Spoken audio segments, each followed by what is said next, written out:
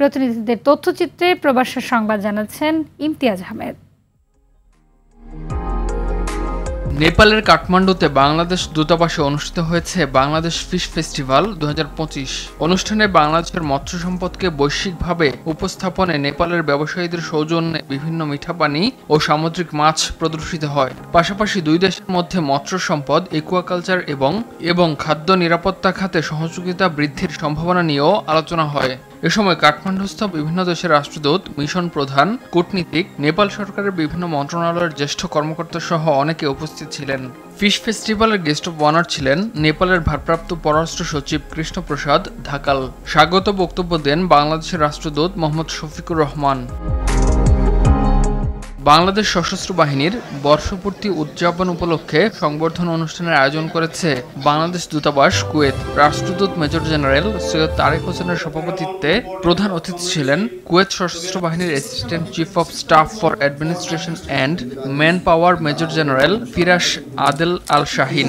এ সময় প্রতিরক্ষা উপদেষ্টা ব্রিগেডিয়ার জেনারেল রাকিবুল করিম চৌধুরী, দূতাবাসের কর্মকর্তা কর্মচারী, বিভিন্ন দেশের কূটনীতিক, বাংলাদেশ কমিউনিটির নেতৃবৃন্দ, সামাজিক সাংস্কৃতিক ও ইলেকট্রনিক এবং প্রিন্ট মিডিয়ার প্রবাসী সংবাদকর্মীবৃন্দ উপস্থিত ছিলেন।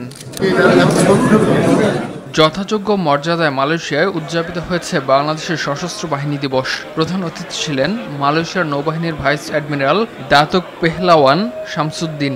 সশস্ত্র বাহিনী দিবস উপলক্ষে অনুষ্ঠানে প্রামাণ্যচিত্র প্রদর্শিত হয়। মালয়েশিয়ায় নিযুক্ত বাংলাদেশের হাইকমিশনার মোহাম্মদ মঞ্জুরুল করিম চৌধুরী বাংলাদেশের মহান মুক্তিযুদ্ধ, বিভিন্ন গণতান্ত্রিক আন্দোলন, দেশের উন্নয়ন, দুর্যোগ মোকাবেলা এবং সাম্প্রতিক সময়ের ছাত্র জনতার বিপ্লবে সশস্ত্র বাহিনীর গৌরবোজ্জ্বল অবদানের কথা তুলে ধরেন। এ সময় হাইকমিশনার বাংলাদেশ সশস্ত্র বাহিনীর সার্বিক ভূমিকা ও অবদানের ভূয়সী প্রশংসা করেন এবং 1971 সালের স্বাধীনতা যুদ্ধে সশস্ত্র বাহিনীর ভূমিকা এবং আত্মত্যাগের বিষয়টি বিশেষভাবে উল্লেখ করেন।